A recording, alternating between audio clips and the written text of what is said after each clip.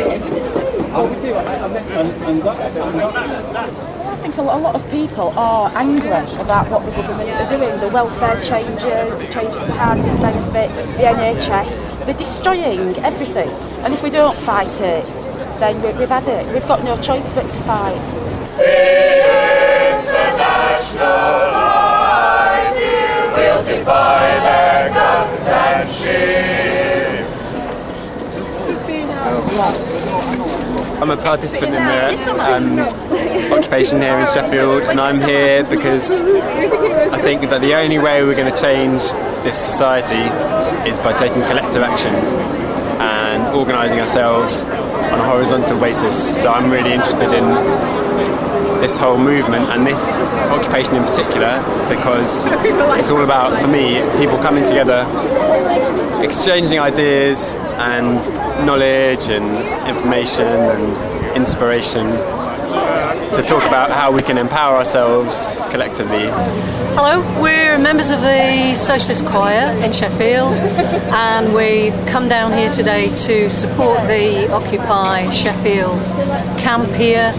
We want to be here, we wanted to sing here to support what they're doing and to show the public that there is support from a lot of different quarters for their campaign to publicise what the bankers and large corporate organisations are doing in terms of just monopolising the money that should be available for everybody, really.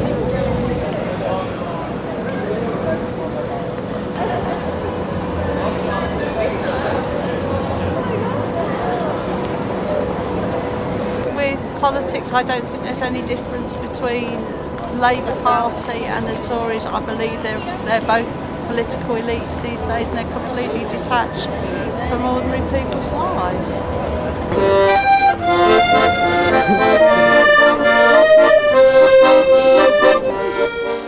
Right, I've turned up today because I am in sympathy with the sentiment of the camp, and I feel that the system that we live in is beginning to crumble, and that poorer people are being made to pay for that crumbling of that system created by other people, what are now becoming to be known as the 1%, who are dictating to the 99%, so that's partly why I'm here. And it was interesting that although I try and cover all the media in Britain, it was about 3 weeks before I found out anybody was trying to get occupying Wall Street.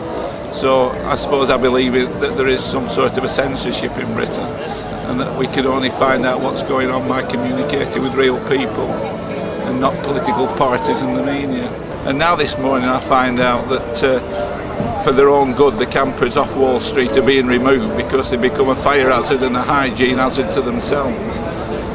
And they're going to be allowed back, but not with any tents, tarpaulins or sleeping bags, because this will be a fire hazard. So I can only assume that every campsite in America has got to be designated now as potential fire hazard if we're going to have equity and a reasonable way of treating people.